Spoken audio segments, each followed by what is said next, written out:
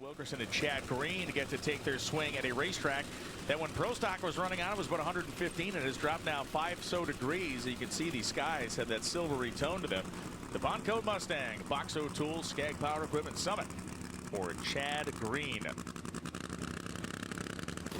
For Dan Wilkerson, the Skag Power Equipment Mustang. Two cars that have often found themselves almost victimized by being mid-pack qualifiers. They need to try to break out of that habit here over these next couple of races, specifically on runs and in conditions like this.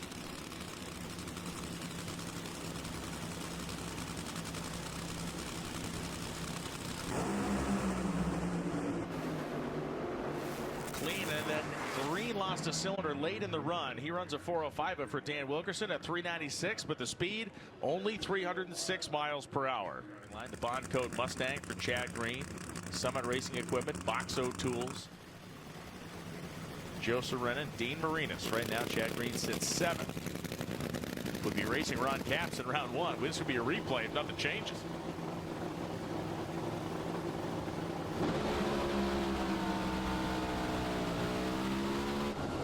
And for Ron Capps, that's a 390 at 329 miles an hour. For Chad Green, it's a 394 at 319 miles an hour. And guess what? Nothing changed. Well, it did. It improved from his first qualifying run by 100th of a second. And this is pretty racy for both these drivers here.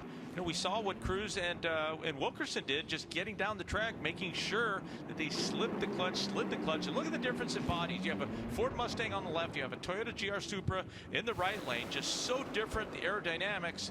But what matters most is the clutch application, where it's slipping and where you're applying the power to for both of them, especially Ron Capps.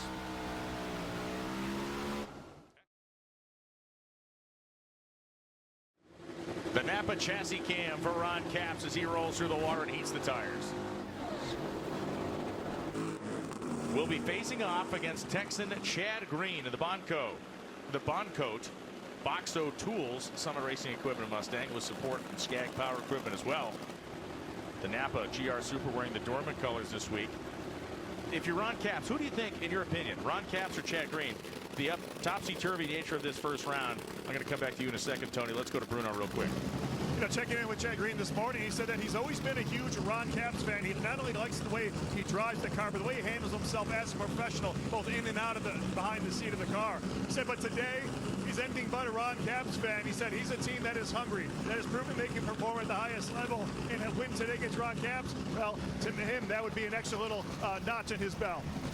The topsy-turvy nature of this first round, if it's going to affect either of them, who's it going to be? Well, it's going to affect Chad Green more than it is Ron Capps. Ron Capps has been in this seat since the late 90s. He has heard it. He has seen it all. And I'm sure the communication between him and his tuner are a conversation that they're going to take the right approach. They're going to try to plug in something in the mid-90, high 70 range. Again, another matchup where this Napa team, they just can't ease up too much or they'll get outrun.